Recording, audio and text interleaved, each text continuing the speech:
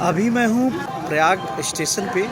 मैं 1 साल पहले इस स्टेशन पे आया हुआ था तो चीज़ें टूटी पड़ी हुई थी। ये स्थान जो है बिल्कुल बिखरा हुआ था, दीवारें टूटी थी। जो पुराना स्टेशन था टोटली तोड़ दिया गया था और रिनोवेशन के लिए। और आज मैं जो 1 साल बाद आया हूँ तो चीज़ें रिनोवेट हो चुकी हैं। हालांकि स्टेशन का दायरा बहुत बढ़ा दिया गया है और स्टेशन का कह सकते हैं कि डिज़ाइन भी चेंज कर दिया गया है।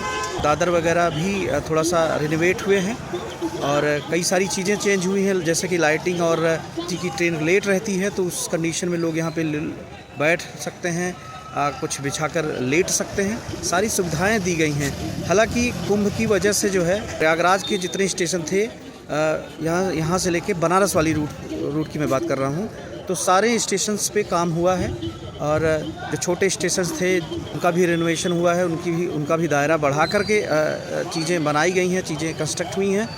और पर्टिकुलर ये प्रयाग की मैं बात करूं तो प्रयाग स्टेशन टोटली जो है चेंज हो चुका है। अच्छी सुविधाएं हैं। कालों पे जो ऋषि मुनियों की चित्रकारी की गई है, ऋषि मुनियों के चित्र बनाए गए हैं। और यहाँ पे कोई यात्री अगर उतरता है तो वो देख के ही समझ जाता है कि कोई धार्मिक स्थल है या फिर कोई धार्मिक स्थान इस स्टेशन के नज़दीक है। हालांकि प्रयाग अपने आप में ही धार्मिकता का एक जो है सिंबल है, क्योंकि प्रयाग घाट यहाँ पे है और कुंभ यहाँ पे सबसे बड़ा कुंभ यहीं पे लगता है। इस साल का भी कुंभ यहीं लगा था, जो 144 साल के बाद लगा हुआ था।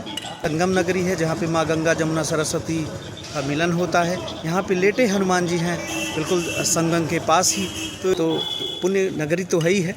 तो आगे इस स्टेशन पे मुझे बहुत अच्छा लगा। चीज़ें बदली हुई हैं, मुझे बहुत प्रसन्नता हुई। धन्यवाद।